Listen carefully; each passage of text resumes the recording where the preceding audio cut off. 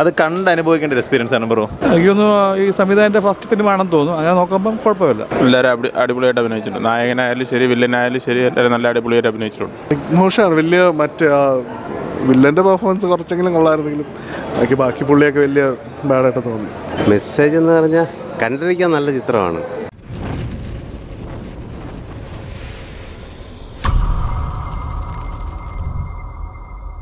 കൊള്ളാം, അടിപൊളിയായിരുന്നു. പടം ബോറൊന്നുമില്ല, നല്ല അടിപൊളിയായിട്ട് കാണാം. എല്ലാവരും അടിപൊളിയായിട്ട് അഭിനയിച്ചിട്ടുണ്ട്. നായകനായാലും ശരി വില്ലനായാലും ശരി എല്ലാവരും നല്ല അടിപൊളിയായിട്ട് അഭിനയിച്ചിട്ടുണ്ട്. പക്ഷെ അത് നല്ല രീതിയിൽ എടുത്തിട്ടുണ്ട് പടം. ഒരു പുതിയൊരു ട്രെൻഡ് പോലെ നല്ല സിനിമയാണ്. ഒരു പുതിയൊരു സംവിധാനമാണെന്ന് തോന്നുന്നു. മെസ്സേജ് എന്ന് പറഞ്ഞാൽ കണ്ടിരിക്കാൻ നല്ല ചിത്രമാണ്. വലിയ കുഴപ്പമില്ല. അതില്ല തിള്ളതും ഒരു ഫാൻറ്റസി കൂടെ ചേർന്ന്. എനിക്കൊന്ന് ഈ സംവിധായകൻ്റെ ഫസ്റ്റ് ഫിലിമാണെന്ന് തോന്നുന്നു. അങ്ങനെ നോക്കുമ്പം കുഴപ്പമില്ല. മെസ്സേജ് അങ്ങനെയൊന്നും പറഞ്ഞില്ല. ഡ്രഗ്സിനൊക്കെ എതിരായിട്ടുള്ള മെസ്സേജാണ് കൺവേ ചെയ്യുന്നത്. ഡ്രഗ്സ് അങ്ങനത്തെ ഉള്ള കാര്യങ്ങൾ. ത്രില്ലറും ഫാമിലി ഓറിയൻറ്റഡും കൂടെ ആയിട്ടുള്ള ചെറുതായിട്ട് സ്റ്റോറി കുഴപ്പമില്ല. കണ്ടുകൊണ്ടിരിക്കാം. ഒരു എൻ്റർടൈനർ പോലെ തന്നെയാണ്. അത് കണ്ട് അനുഭവിക്കേണ്ട ഒരു എക്സ്പീരിയൻസ് ആണ് ബ്രോ. ഇല്ല, എടുത്ത് പറയാനൊന്നുമില്ല ബ്രോ. നല്ല മ്യൂസിക് രസമുണ്ടായിരുന്നു, ആക്ടിങ് കൊള്ളായിരുന്നു, അല്ലാതെ പ്രത്യേകിച്ചൊന്നുമില്ല. ബാഡാണ്, വലിയ ബോറെ ബ്രോ.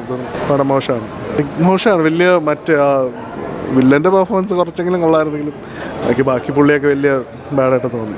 പിന്നെയും പുള്ളി മറ്റേ വില്ലനല്ല നായകനാണെന്ന് തോന്നുന്നു. പുള്ളി കുഴപ്പമില്ല. പിന്നെ മറ്റേ രജത് പുള്ളിയും ഒക്കെ ആയിട്ട് തോന്നിയുള്ളൂ. അല്ലാണ്ട് പടം പിന്നെ ഓരോട്ട് അങ്ങോട്ട് കണക്ട് ആയില്ല. എന്താണെന്ന് മനസ്സിലായില്ല. എന്തോ ത്രില്ലറാ സർവൈവൽ പോലെ.